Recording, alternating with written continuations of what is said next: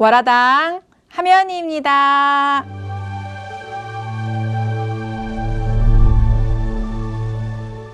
오늘은 우리 국민 모두 정치권의 관심 대상인 우리나라 권력 서열 1위인 대통령과 요즘 차기 대선 주자로 하마평에 오른 3명의 얘기를 해볼까 합니다. 대통령은 대한민국 국가의 원수로 우리나라를 대표하는 사람이지요. 막강한 권력을 가지고 있는 동시에 한 나라를 이끌어야 하는 엄청난 부담을 가지고 있는 자리이기도 합니다. 며칠 전 문재인 대통령의 모친인 강화동 여사님에 별세하셨지요. 현직 대통령의 어머니께서 부산의 큰 종합병원도 아니고 작은 병원에 일반실에 입원하여 지내셨다고 합니다.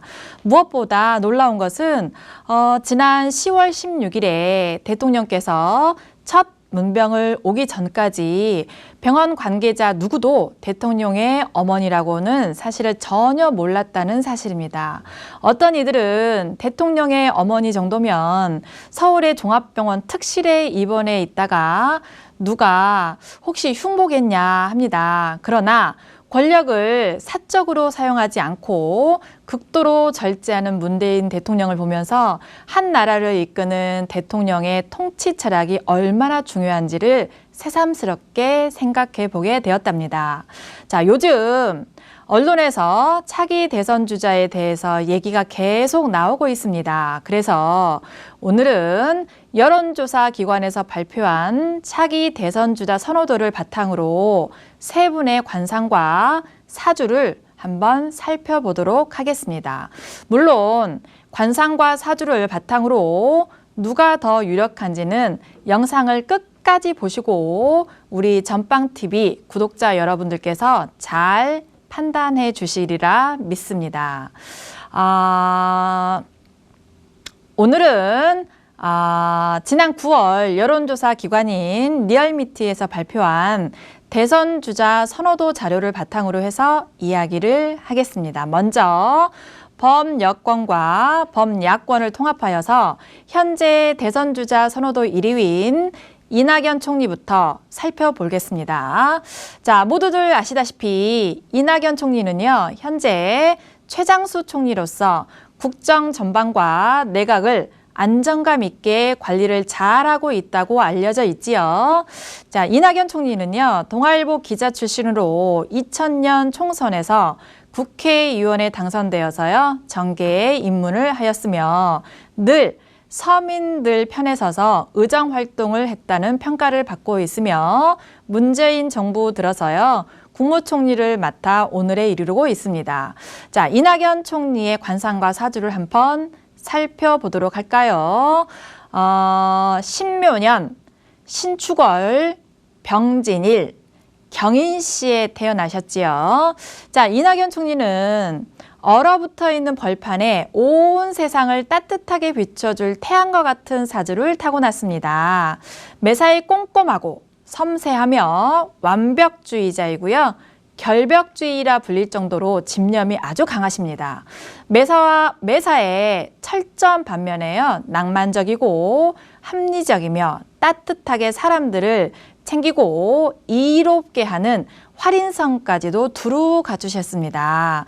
이 총리의 얼굴을 가만히 살펴보니까요, 코가 유독 눈에 띄는데 적당히 도톰하고 반듯하고 곱게 쭉 뻗어 있지요. 자, 이런 코를 가지신 분들은 고위직 공무원으로 출세할 상이라고 하여 재물복과 그다음에 배우자 떡도 아주 좋습니다.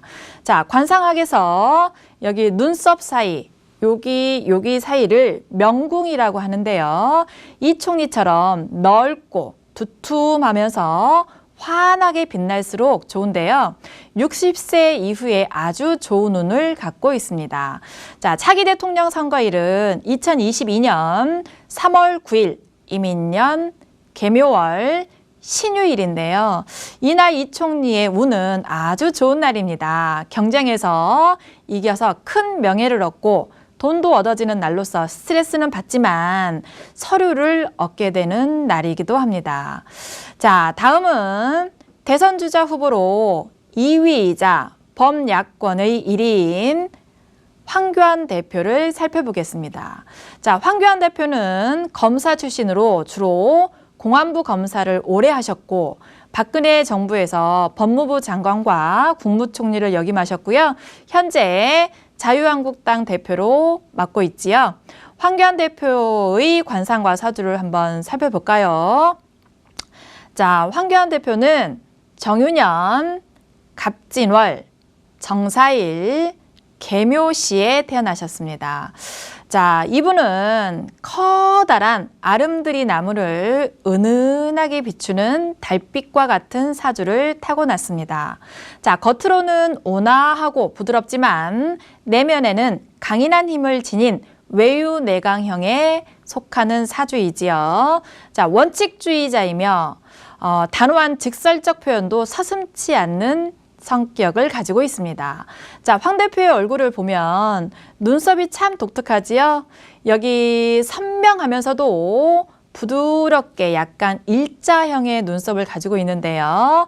이 눈을 잘 덮어주고 있어서 얘가 살짝 튀어나와 있기도 하고, 이런 눈썹의 소유자는 성품이 곱고 장수한다고 되어 있지요. 또 삼각형의 살짝 눈꼬리는 비범한 능력을 가지고 있다는 의미도 됩니다. 2019년, 2020년에는요. 조직 장악력이 아주 강해지는 운을 갖고 있고 그 다음에 원하는 결과물을 다 얻을 수 있는 시기입니다. 자, 차기 대통령 선거일인 2022년 3월 9일 이민년 계묘월 신유일에는요, 황 대표는 경쟁자와의 치열한 공방전이 예상되는 날이며 실속을 챙기는 날이기도 합니다. 그런데 스트레스를 정말 많이 받는 날이라고 보여집니다.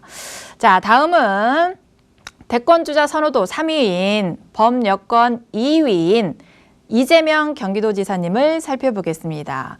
자, 이재명 경기도지사님은요, 사법시험에 합격하여 변호사를 오랫동안 하셨으며 2010년에 경기도 성남시장에 당선되어서 정계에 진출을 하셨지요.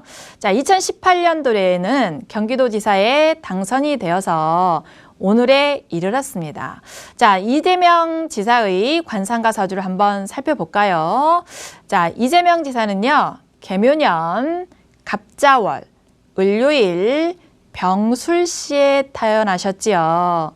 한겨울에 태어난 난초가 꽃을 피운 격으로 강력한 생명력을 가지고 태어나셨습니다.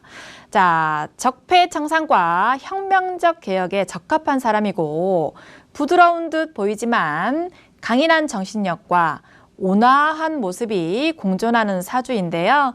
이 지사의 얼굴을 살펴보면 세로로 살짝 긴 직삼각형 모양의 얼굴을 가지고 있는데요. 전체적인 균형이 아주 잘 맞아서 귀한 상이라고 보여집니다. 자, 이마는 보통 이제 명예와 직업의 운을 볼 수 있는 곳인데요. 이 지사님의 이마는 균형감 있는 사각형 모양으로 충분히 넓고 봉긋해서 명예운이나 직업운이 아주 좋습니다. 자, 코는 적당히 도톰하고 코끝에 살이 살짝 뭉쳐 있어서요. 재물복과 배우자복이 아주 좋은 상이지요.